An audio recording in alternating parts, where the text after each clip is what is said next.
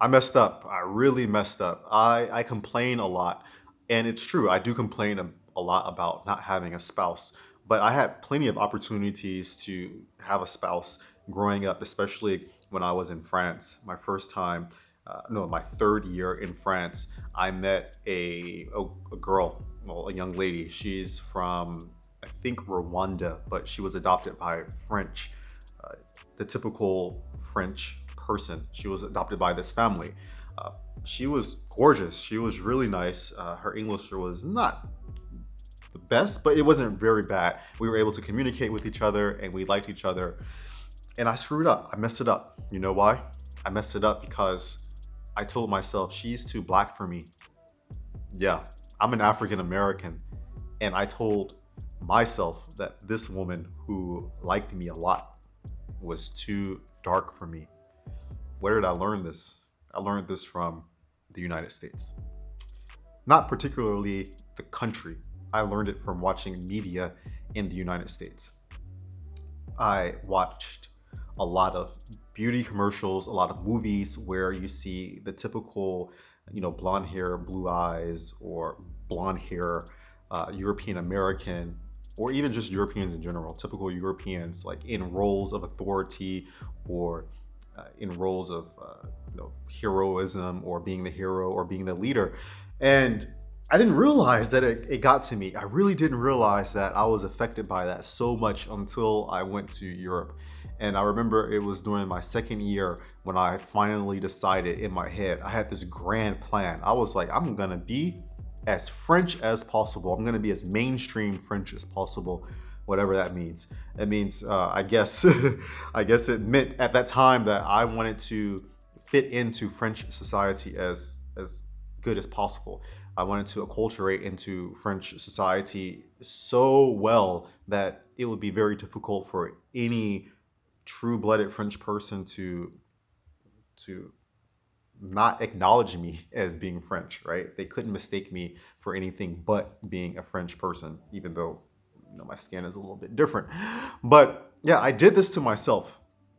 I found a woman and we didn't couple because I told her she's too dark for me. I learned this in the United States, and to this day, I'm not regretting my decision, but I'm very ashamed of my decision to do that because in the United States there's a big culture of discrimination, especially growing up. I could feel a lot of times some discrimination between European Americans and African Americans. And it didn't happen all the time. It didn't happen all the time. It happened sometimes, but you could feel it. You can feel like there's a pervasiveness, especially in the southeastern part of the United States. There's kind of like a social hierarchy. It's like, these people are here and these people are here, right? I could feel that. And I didn't realize that I had been so indoctrinated by this social structure that I took it with me from the United States to France. It's crazy. Like I had no idea that I really did this. And going back to me denying the woman because she was too dark for me, and she was really dark, but she was like a very deep, gorgeous chocolate kind of dark. But me being the fool that I was, and I didn't even know that I got this from the United States. I had no idea because up until that point, I had only lived in America. So I thought that in order for me to truly fit into society, not only did I need to have the same outward appearance and outward characteristics as the majority of people around me, the majority ethnic group of people around me at that time, which was French, but I also need to have a woman on my arm who mirrored that majority society or that ethnicity in society. So that woman didn't fit the mold. She just was not what I was looking for at that moment. And I remember it was about 5 years ago. I actually messaged her because we're still friends till this day. I messaged her and I told her that I was sorry, and I explained to her, what happened. I explained that, I have no idea, or I had no idea that I treated you the same way that I learned from the United States, or from cultures, from media, from all of the societal norms, or social stratus in the United States. I had no idea, and you know what? She told me that she could also understand because she kind of felt the same way, not about me, but in general, because she was adopted by French parents. She told me, she says, Francois, I was wondering like what happened. We got along well. The time we spent together was fun. I liked you, and I was like, yeah, I liked you too. And I don't understand why I did that, but I did. And I just wanted to come on here and say, again, publicly, that even though I'm trying my best out here in the world like everyone else is, there are still some things that, I've grown up with that still affect how I interact with people around me. And I'm not saying that these days I'm saying a woman is too dark for me or a woman is too light for me. It's okay to like who you want as long as they treat you well, they respect you, and they give you peace. These are like the top qualities that a mate should give you, or at least I think. I'm just saying that I I think I've outgrown that. Hopefully I've outgrown that. However, there are so many things that I've grown up with, some traumas or some stresses that I find myself even at 42 still dealing with.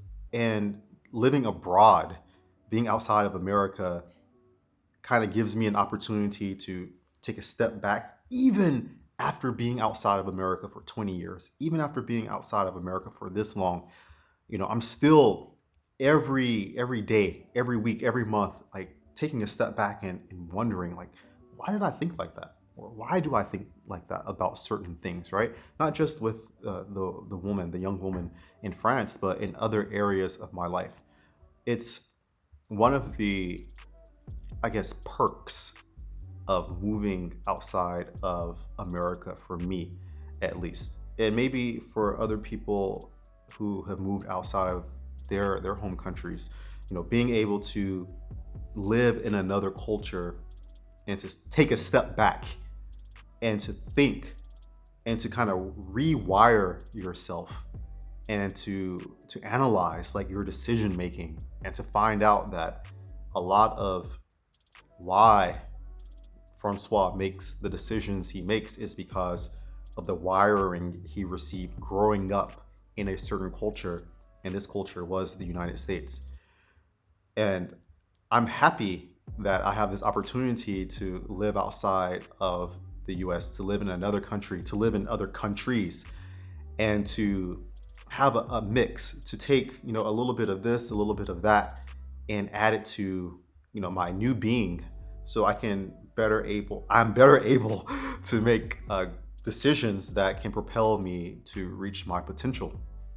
Man, I can tell you also when I went to Korea, for some reason I still had like some of this American mindset inside of me. And we don't even have to go to Korea. We can just stay in France. Like, I think America, and this could be a good thing or a bad thing. You be the judge of that. It's a very like individualistic mindset kind of place, for the good or for the bad.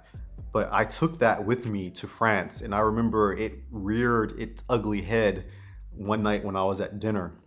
And it sounds like something small, but I remember this like it was yesterday. We were, me and my friends, we were ordering food, and the food came. I was so hungry. I was like, oh, I can't wait to eat. And then there were French friends with me, there were American friends with me. And the French people were like, oh, that looks good. Let me try some of this. Let me try some of this. And they were passing their food around the table. And I was like, huh, that's interesting. Because where I grew up in the United States, we don't do that. We don't share our food like that. If you dig in another person's plate, you're gonna, feel the wrath of someone. But in France, people were sharing food, and it just made me feel so uneasy. But I could see that it was normal for French people to do this. You know, it was their cultural norm. It wasn't normal for me to do that in the United States.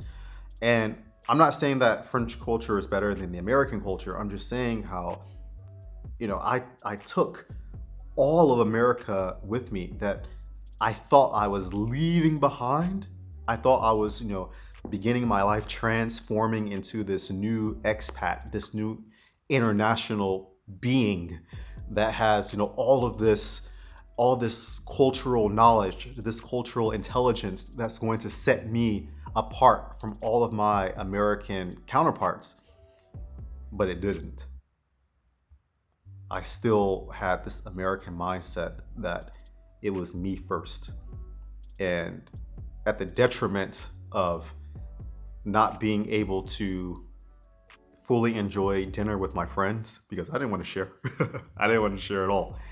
And even losing out on a relationship made me realize that while there are some facets of an individualistic society that can help a person achieve their goals, I took a lot of the negative parts of that with me as well when I moved out of the United States.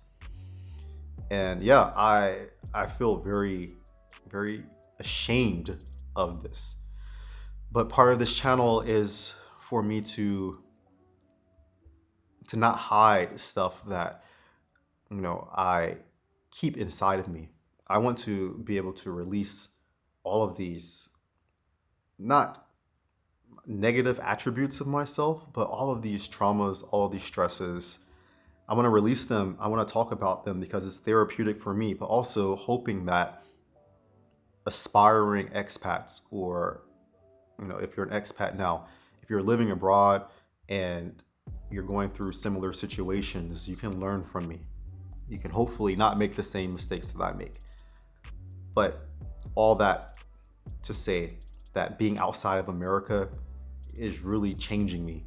And it's not a change, it's not an education that is complete after a certain amount of time. It's an everyday process. I'm still learning, I'm still growing, I'm still understanding how to treat people with respect, because I want to be treated with respect. And sometimes I think that I am treating people with respect, but maybe I'm not, right? Which is another important part of living abroad.